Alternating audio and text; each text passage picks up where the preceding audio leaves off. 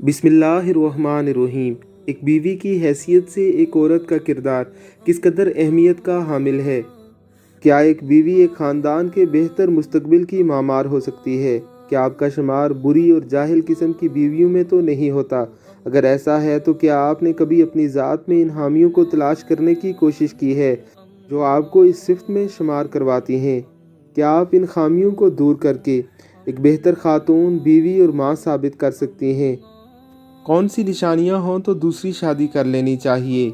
इसमें सबसे पहली निशानी शोहर के रिश्तेदारों से नफ़रत करना है। एक जाहिल बीवी हमेशा अपने शोहर के रिश्तेदारों से नफ़रत करती है और उनके साथ घुल मिलकर रहने के बजाय एक मुनासिब फासला बरकरार रखने की कोशिश करती है। शोहर के माँ बाप और बहन भाइयों के साथ कभी खुशदिली से पेश नहीं आती। मामूली बातों पर ससुरालियों से लड़ झगड़ कर घर में तनाव की कैफियत पैदा कर लेती है। दूसरी निशानी शोहर को अहमियत ना देना है। जाहिल बीवी की एक निशानी ये भी है कि वो कभी शोहर को वो अहमियत नहीं देती जिसका वो हकदार है।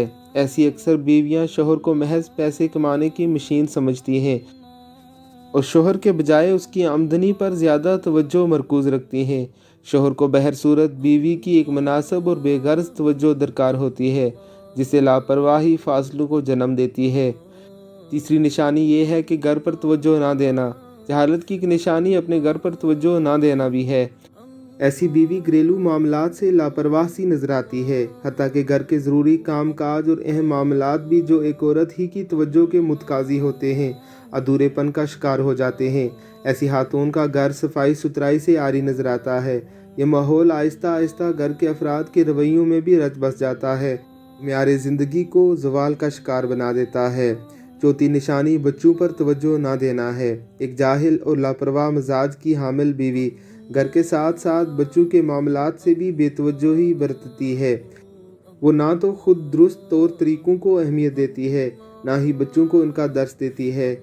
इस माहौल में पलने वाले बच्चे कभी भी ज़िंदगी की सही इक़दार से आगाह नहीं हो पाते, क्योंकि बहरहाल बच्चे की पहली दरसगाह माँ की गोद ही होती है। बच्चे के मामले में इस फ़र्ज से कोताही मियाँ बीवी के दरमियान शिकवे शिकायतों की दीवार खड़ी कर देती है। पांचवी निशानी वक्त की पाबंदी ना करना।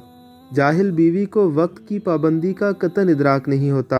उसके बच्चे स्कूल में लेट और शोहर ऑफिस में हमेशा देर से जाता है। नाश्ता, लंच और डिनर वगैरह के कोई औकात मुकर्रर नहीं होते।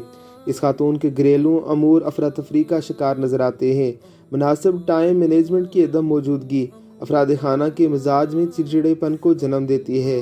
घर का पुरसुकून माहौल बदनज़मी का शिकार नजर आता है। छठवीं निशानी शोहर से बदजुबानी।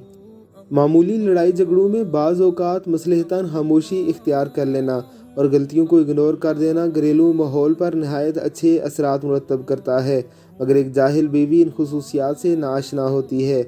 मामूली बात पर बहसो तकरार और फिर बदजुबानी पर उतर आती है। उसका रवैया शोहर के साथ इज़्ज़त और एहतराम से आरी होता है। बहसो तकरार, बदजुबानी और बद तहजीबी का ये रवैया बिलाखिर शोहर को घर और बीवी से बददिल कर देता है। सातवीं निशानी शोहर की घर आमद को अहमियत ना देना।